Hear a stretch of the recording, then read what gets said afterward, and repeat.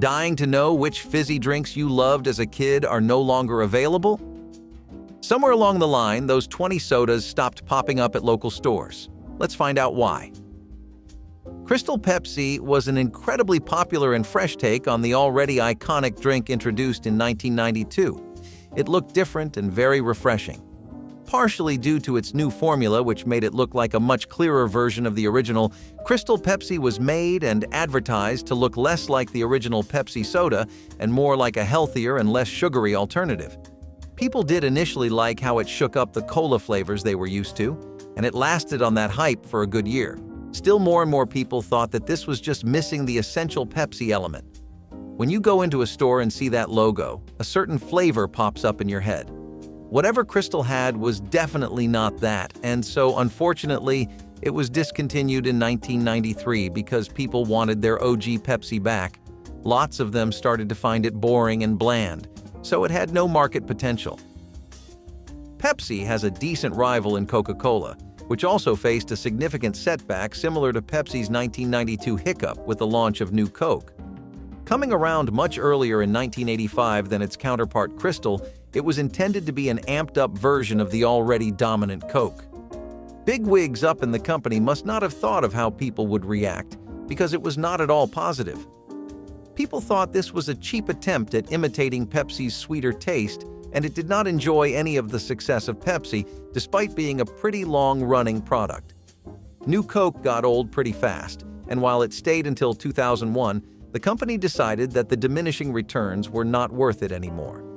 Coca-Cola proceeded to discontinue it in 2002, and now it is a version of Coke most people do not even remember.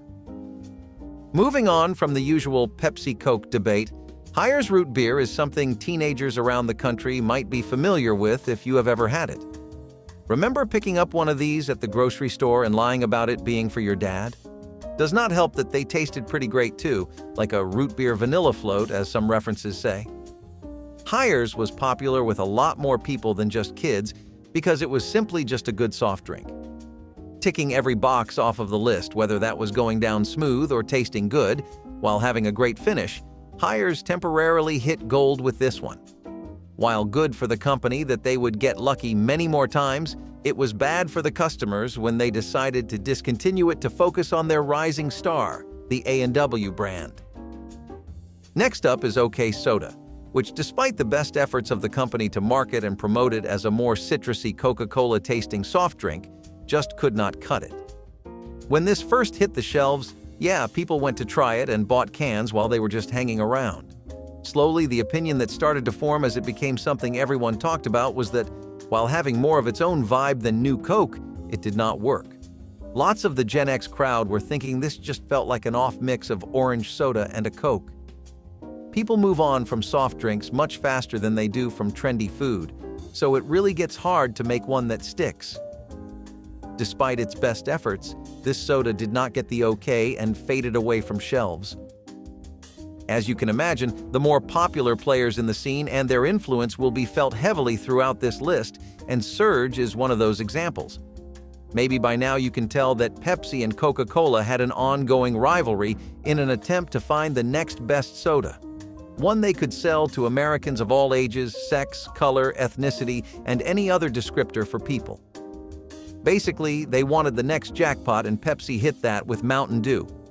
Surge was Coca-Cola's counter to the ever-increasing popularity of Dew. Everyone has a Dew phase after all, so we can get what they were thinking. Sadly, old Coke would never learn because Surge was also just another stronger Mountain Dew. Plus, the rumors about it being unhealthy did not help much at schools and family homes. It got discontinued because it just was not worth the time and cost anymore. Bad attempts at improving what already works, Pepsi Kona was the next Surge. Supposedly a coffee-based drink that still worked in the Pepsi flavor you knew and love, it came around in 1996 when it was first being test-marketed. Boy, was that one train wreck of a test, because initial feedback alone was a definite no from the get-go. People did not react well to the drink much, though some positive reviewers from brave and bold soda enthusiasts were there. Not enough to shake the fiscal reports, sadly, because after its official launch, it didn't even last a good year. The reasons for its bad performance in the market was that people knew what they wanted, but apparently companies did not. When people wanted a coffee-based drink, there were many better options to go to. When they just wanted a Pepsi, nothing else could replace it. Safe to say, fixing a very well-functioning clock leads to a pretty steep hole in the bank accounts, huh? Speaking of caffeinated, how could we ever forget Mello Yellow? Despite coming earlier, these guys took a completely opposite direction from their competitors and thought, let's not make something that's like coffee and a soda, let's make a caffeinated lemonade. Down on the East Coast, people absolutely loved Mello Yellows. Maybe the others should have learned from history, because in the East, this did pretty well. Mello Yellow was the kind of drink that made you think sodas each need their own identity. Tying matters with a sweet lemon bow on top was the fact that it was extremely refreshing on hot summer days. A few cans of this took the heat off, especially if you were in an air conditioner. Drinks rarely last as long as it did, and it recently attempted a national expansion in the early 2000s, but it didn't really pan out. Now it is just an East Side memory. North America, on the other hand, dealt with soda shakeups of its own when PepsiCo launched Slice there. A line of fruity drinks that had real juice in them, these were extremely popular drinks for the summer.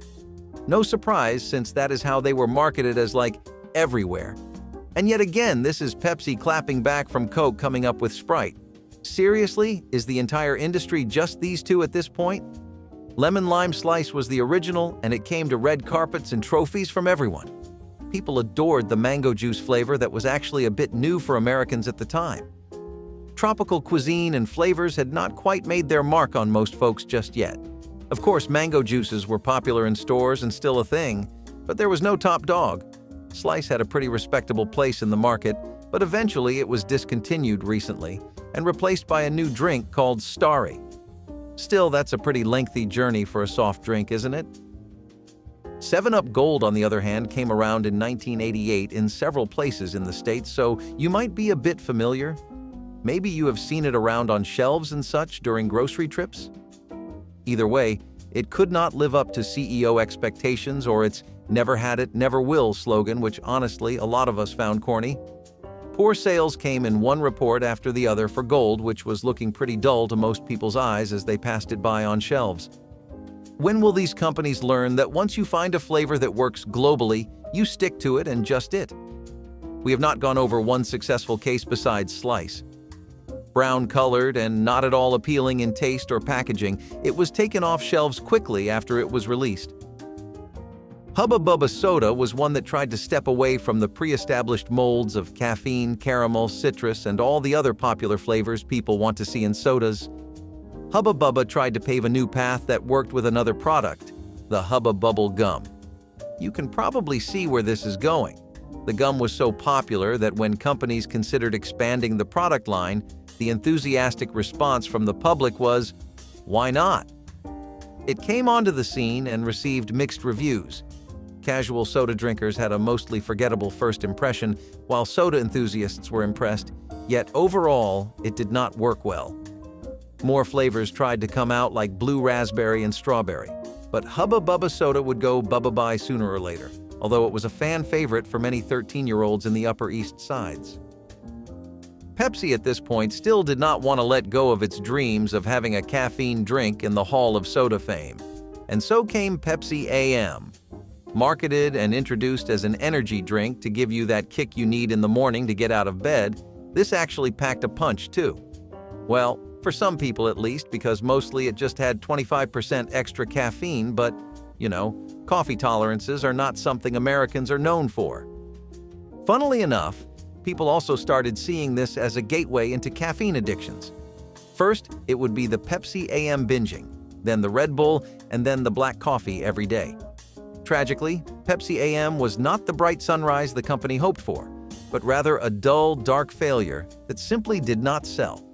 Like it all, this thing did not even last a year, because people thought it was just another unnecessary addition to their favorite comfort drink. Thank God for Orbitz, not just because it was non-carbonated and therefore more attractive to health-conscious parents, but because it is a break from Pepsi this and Coke that. Clearly, food and beverages came up with Orbitz around 1996 when they first started putting it out to test the waters. Eventually, they joyously went on to most markets, but they did not find a warm welcome. 6 flavors and having floating balls you could chew, it was not a hit for most people in the States. While attempting to recreate the magic of a flavorful fruity drink, it missed the assignment and ended up being a fizzy carbonated copy. People did not like any of the 6 flavors, thinking that they just did not have enough of a wow factor. Any potential health benefits were quickly overshadowed once people realized just how sugary it was. In about 1998, Orbitz would go around to another galaxy away from us, one we call the history books. Josta was actually an entirely new step for the soft drink scene in general, because this was the first time a major brand like Pepsi Co. put out a marketable energy drink for most markets. See, energy drinks were not too much of a thing back then, and nowhere even a fraction as popular as they are now. Pepsi actually did not miss the mark much with this one, because damn, did this taste strangely good. An energy drink or a soda? You could not box it into either category, but it definitely was one thing, and that was tasty.